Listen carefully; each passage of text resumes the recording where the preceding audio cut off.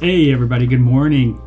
Hey, welcome to the Morning Devo with Bo. Bo Willette's my name. You can always check out the archives at my YouTube at Bo Willette. Just go to YouTube, type in Bo Willette, and you'll get to the profile, and you'll be able to check out all the different devotions I've done. I've gone through a lot of the Bible. So now I'm up to Ezekiel chapter 28, kind of a continuation of the last two chapters, kind of the same theme, but we kind of see something building. It's kind of interesting. So anyway, I was checking out my phone and seeing who's on, and so I just want to say welcome to those that are joining me in the morning devotion. I do these devotions Monday through Friday, usually around 9 o'clock a.m. Sometimes I'm not able to do that.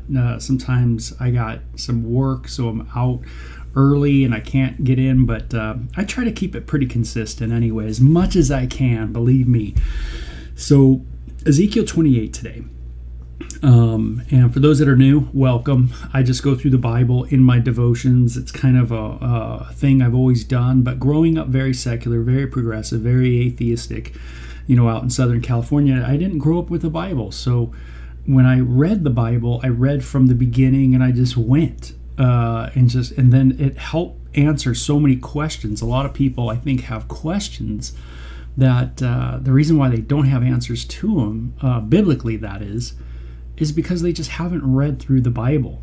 So they don't understand why there's a sacrificial system. They don't understand this idea of the holiness of God and how that affects us and what sin is and how sin comes into the world and how it affects the world and how it affects our relationship with God. But what we see very interesting throughout the scriptures is that one of the proofs of the deity is his absence from our earth, from our world, where we go outside and we don't see God. We don't walk with him in the cool of the day. We're not hanging out with God outside. And that is what the Bible teaches, is that there's this separation. And then it kind of hones in on the remedy from all the way at the beginning. It starts dealing with this issue, what's needed. And so these words are used: atonement, offering, and there's meanings behind those words. So it's very cool. So Yahweh, in his grace and mercy, still speaks through individuals, touches them, enlightens them, gives them revelation as to Yahweh's will. And through Ezekiel, which means God will strengthen, there's been these prophecies about a very wealthy place called Tyre. And again, Tyre was a place that Solomon tapped into, meaning the wealth of Tyre. King Solomon, the dude, Solomon, he tapped into the wealth, if you will, of Tyre in building the temple in his day. Tyre was a luxurious place. It was a seaward place. It was a place of trade. It was a place of, it seems like, beautiful people and just amazing, focus on decor.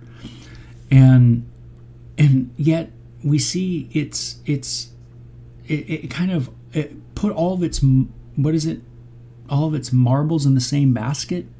I guess that's the term. It kind of left out the main important thing, and that was God, and that there's an eternity, and what's going to happen. And I think that's a lot of us, right? As people, we kind of tend to not think of our eternal life as that important. We tend to think this life is most important, and let's not think about what potentially could be after we die. And so the third installment, if you will, of this prophecy is Ezekiel, what's called Ezekiel 28 to us. And it says, "This is the message that came to me from the Lord. Son of man, give the prince of Tyre this message from the sovereign Lord." Okay, so this hones in now on the prince of Tyre. So we've been kind of just Tyre in general, then Tyre as far as being this luxurious ship that's this kind of beautiful Oedipus, and I remember growing up and going to Long Beach, and what did you see there? I think it was the Queen Mary, right? Has anybody seen that? You go there and wow, that thing's amazing. That kind of idea. And then the last chapter, you see that ship sink, comes crashing down. All that money, everything you trusted in, comes crashing down. I mean, this is what we see in our life. This is how life is. I don't care what you believe, right? Whatever you got, it's gonna end. Whatever you got, there's an end, right? And now we hone in on who? It says the prince of Tyre. Wow, that's really interesting. So I hope you're kind of grabbing the last 3 chapters. This is the third installment. The last 2 chapters leading up to this, it's kind of, honing in on this person. It says, "Is your great pride your claim? I am God. I sit on a divine throne in the heart of the sea." Okay, so the prince claims to be God. The prince claims to be this kind of no one can thwart me because I am God. Now, this is a statement of the deity in the Bible. We've already seen it in the Old Testament. Yahweh claims that he is in control, that no one can thwart his will. And so the idea that a human being could say, hey, no one can thwart my will. I'm going to be the best dictator anybody's ever seen. I'm going to do whatever I want. Well, okay. Many of us human beings have tried that. We've tried it in government to be dictators. We've also tried it in our lives and in our homes. Have you ever seen a dictator in your home? Have you ever been a dictator in your home? Right? Where you think you're God and you think your way goes and you kind of rule the nest and you're that stubborn, that prideful. Okay, so we're honing in on pride today, it looks like. It says, "But you are only a man and not God, though you boast that you are a God. You regard yourself as wiser than Daniel." Daniel, that really smart guy, Daniel. Now, Ezekiel is a contemporary of Daniel. So that's kind of cool that Ezekiel knew Daniel. He knew about his wisdom.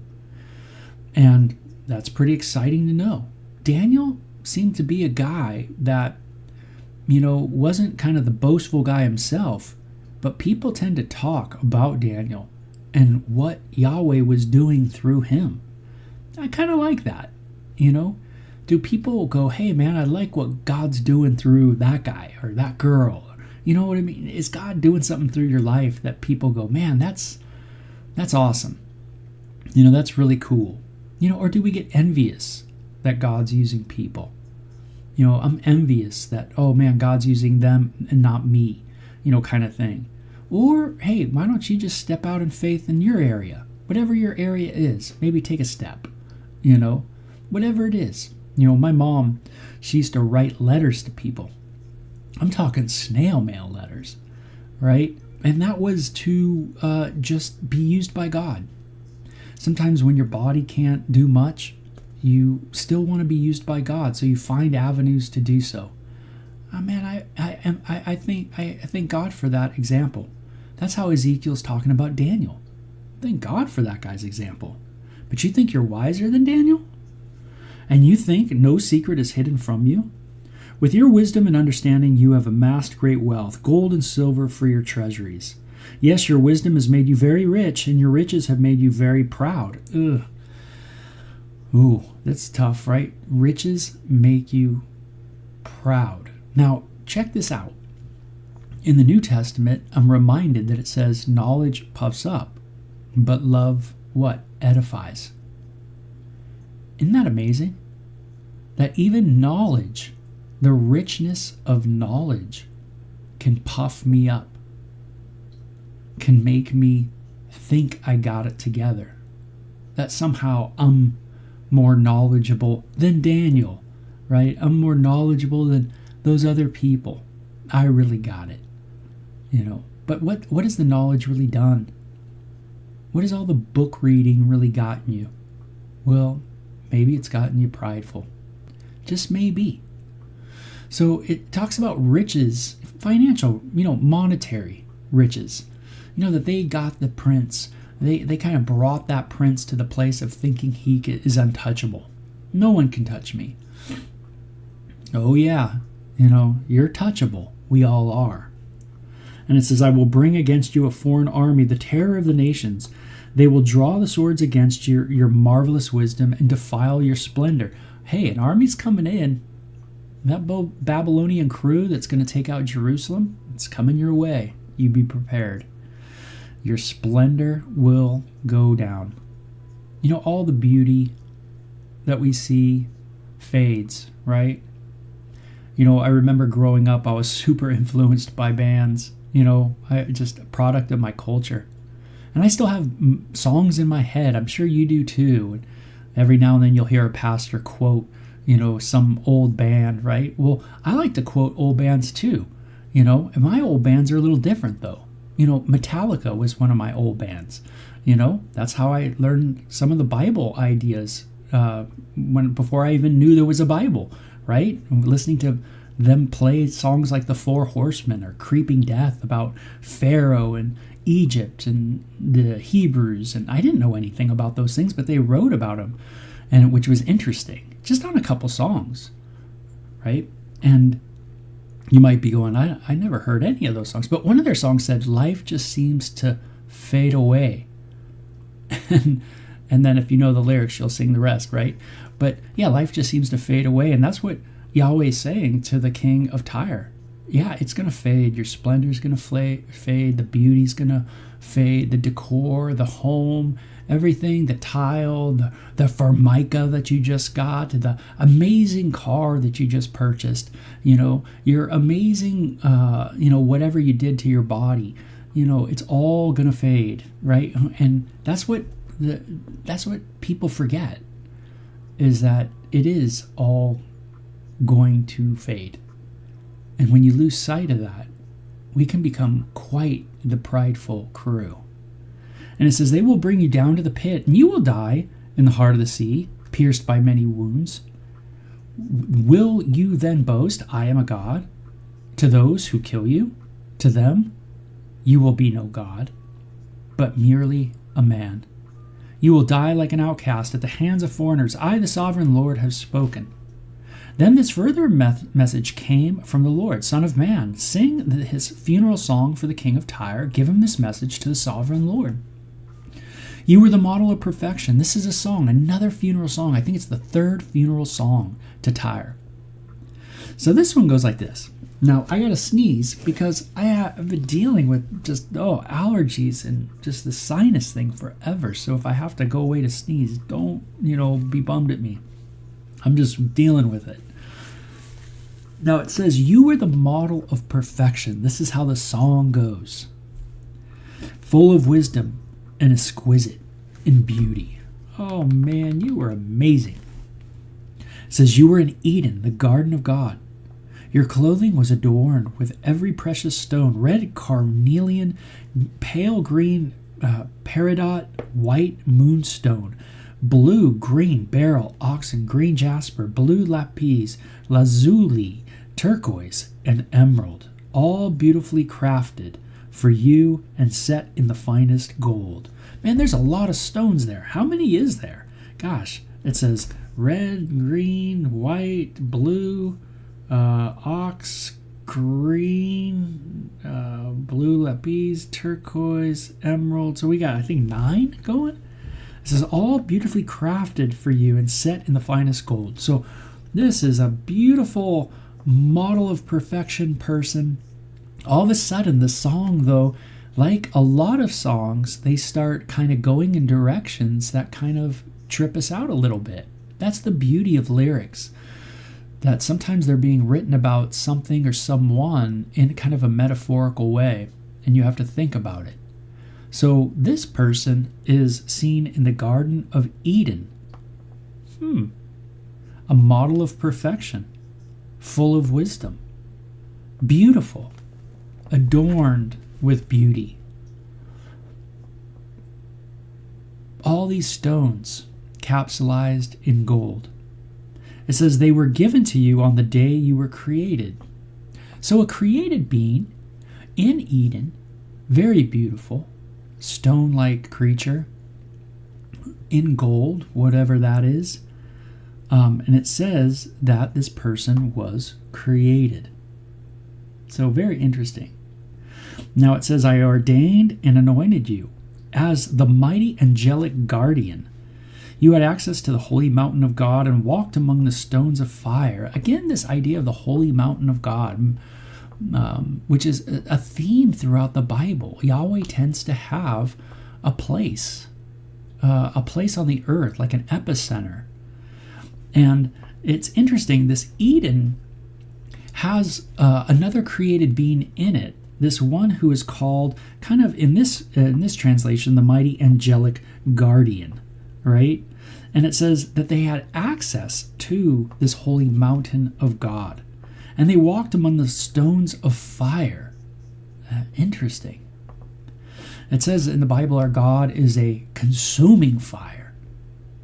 So I wonder if it's the idea that this being walks among, the presence of God.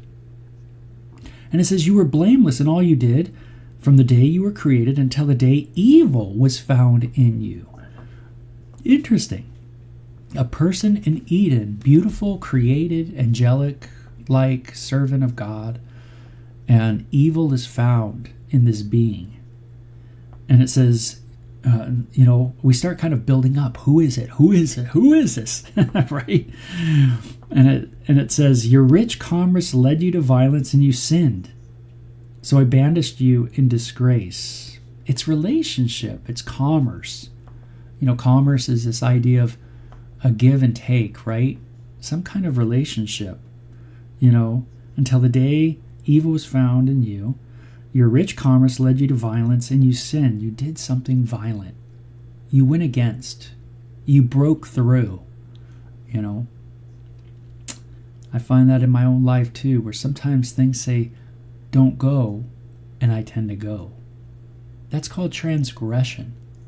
And that's what Jesus said for us to ask for forgiveness for, to pray. Father, forgive our transgressions, as we forgive those who transgress against us. So I banished you in disgrace from the mountain of God. I expelled you, O mighty guardian, for the place among the stones of fire. Your heart was filled with pride. Because of all your beauty, your wisdom was corrupted by your love of splendor. So I threw you to the ground and exposed you to the curious gaze of kings. You defiled your sanctuaries with your many sins and your dishonest trade. So I brought fire out from within you, and it consumed you. I reduced you to ashes on the ground in the sight of all who were watching. All who knew you were appalled at your fate. You had come to a terrible end, and you will exist no more. Wow. This creature, this created being, gets consumed in fire at some point. Really interesting. Seems to have become defiled, right? And at some point is looked upon as, oh my gosh, that's who got us. That's who terrorized us. You know, people are gonna look at this creature in that way at some point, and this creature will be consumed and will exist no more. Wow, what a picture. Garden of Eden. So here we're talking about Tyre. We're talking about the Prince of Tyre. And then this song gets broken out, right? The song gets sung, but it seems to be talking about another person who's in the Garden of Eden who has a fall in his own right, and evil comes into his heart, and he is beautiful and has the decor to look at, and everybody is attracted by this person, obviously, and there's this pride that springs up in this being and corrupts this being, and the corruption starts affecting its relationships, and then there's this tragic fall and judgment on this creature, on this creation. And you go, wow, alls I know that was back in Eden, right, was Adam and Eve, and then you got what? Satan. And could this be a description of the fall of the devil?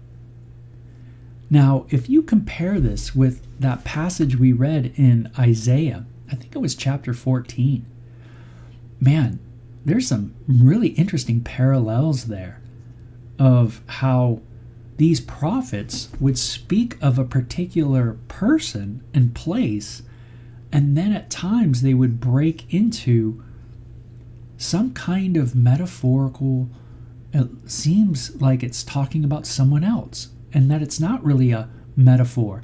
It seems like it's really talking literally about someone else. And that's, I find, very fascinating, especially when you line this up with all the other passages about the devil. Was in the Garden of Eden, that serpent of old, right? That liar, that to steal, kill, destroy, the father of lies, right? Its relationships go sour. It deceives. And it becomes prideful. It questions God. Man, wow. How cool. How cool to have this kind of insight. A lot of us don't like to think about the devil. And we certainly don't want to overthink about the devil. I think that's a real tragedy. But it is a truth in the Bible that there is a spiritual adversary. And that adversary is filled with pride. And that pride has corrupted this being. And I imagine if a being like that, a created messenger of God, so beautiful, can be corrupted, then man, look at us humans. We too have succumbed to that old pride, that old self-will, right? That selfishness, that self-rationalization, self-justification, thinking that we're right, thinking that everybody else is wrong, that we really have it together. And that makes sense to me. Meaning it makes sense to our world, meaning that is a true ism. We're not talking fairy tales. We're talking about a devil that has been filled with a pride that brought about his fall that very well is in us, and we see it scientifically. It's verifiable, testable, and repeatable. It's in us all, and we see its effects, and we see that there is a, if you will, a father of all that, lying and self-justifying. In a sense, we act like the devil. Now, that's interesting, and that might be a tough pill to swallow for you as a human being. I act like the devil, but there's some biblical merit to that. In the book of Acts chapter 6, Ananias and Sapphira are told that they are acting like the devil. The Pharisees are told by Jesus that they are acting like the devil. So it's not without precedent. And Jesus says, hey, if you being evil know how to give good gifts to your kids, how much more will your heavenly Father give you the Holy Spirit? So in a sense, if we are just mimicking the original sinner, if you will, the devil, in a sense, we're in his camp. We go his way. That we need a power that can bring us out of this, that can give us another example. And we need an example, don't we? And this is what Jesus has come to do, to show us the way. He is the way, not just the truth and the life, but he's the way, right? He has lived out the way for us. He lived a perfect life, something we needed, because this creature was filled with pride like Tyre and came falling down. So I find that really fascinating. We mimic. We kind of follow suit. We follow our parents. We follow those that we look up to. And maybe that's what we've done simply in this world, is we have followed this being who has had the greatest of falls. So interesting. Then another message came to me from the Lord. Son of man, turn your face to the city of Sidon and prophesy against it. Give the people of Sidon this message from the sovereign Lord. Oh, I am your enemy, Sidon, and I will reveal my glory by what I do to you when I bring judgment against you and reveal my holiness among you. So this is why God judges. He's revealing his holiness. God is judging sin and sinners. And so this is, if you understand that God is holy, then for God to dwell in the human world, there's got to be judgment, or else God is no longer upholding righteousness. So God, when he judges, he's showing his holiness among you. Everyone watching will know that I am the Lord. I will send a plague against you, and blood will be spilled in your streets. The attack will come from every direction, and your people will be slaughtered within your walls. Then everyone will know that I am the Lord. Why? Because he's telling it before it happens. He's predicting it. That's what the Bible does in all these different places that we've been reading. No longer will Israel's scornful neighbors pick and tear after her like briars and thorns. Isn't that interesting? Israel's neighbors will pick at her. Just keep going at her. Keep going. Keep going. For they will know that I am the sovereign Lord, and then judgment will come upon them.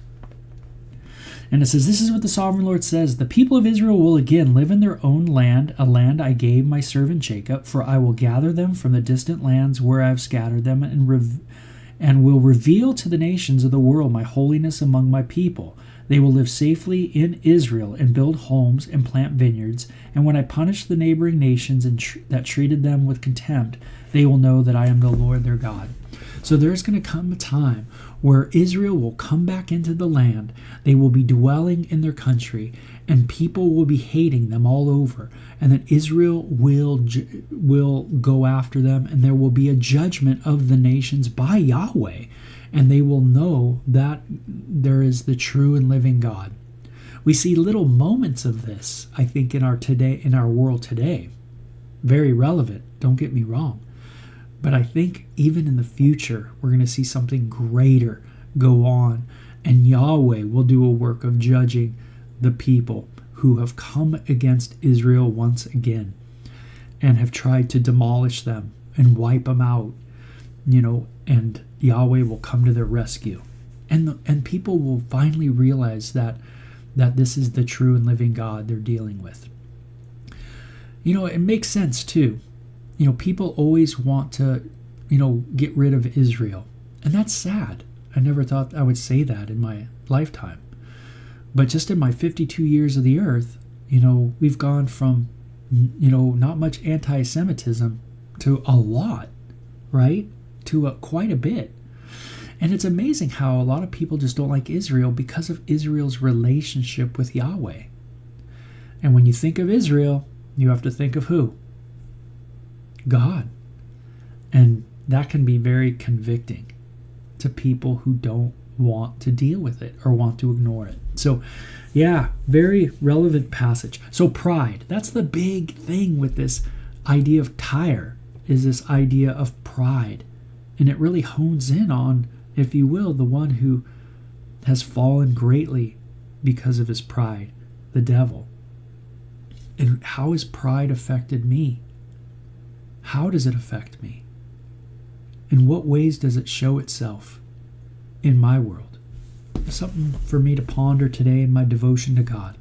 And then thank God for his forgiveness. Thank God for his grace. Thank God for Jesus, the great example, right? The perfect example, right? Who now we have a new father, no longer that old father, that old, Jesus said to the people, right? You are of your father, the devil. Ooh, yikes. I wouldn't want to hear that, but that's so true, right? Yes, I am. I have been a son, a spawn of the evil one, and yet I have a new father. Man, there's something precious in that. So you guys take care. Have a great day, okay? Thanks for joining me today. Ezekiel 28. Bye-bye.